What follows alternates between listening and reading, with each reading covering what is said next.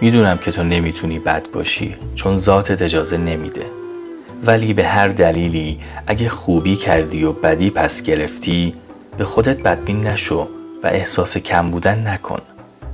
بذار یه چیزی بهت بگم، تو هر چقدر به یه آدم بی‌لیاقت خوبی کنی و بیشتر بری طرفش، اون پیش خودش نمیگه به به چه آدم مهربونی، بلکه با خودش میگه ببین من چقدر خوبم که این حاضره برای من هر کاری کنه.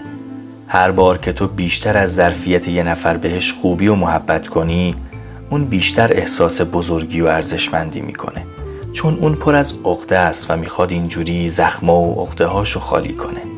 خلاصه که محبت کن، خوبی کن.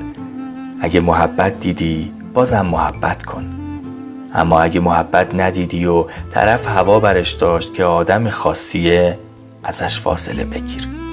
خوبیاتو واسه آدم سالم و درستش نگهدار رفیق.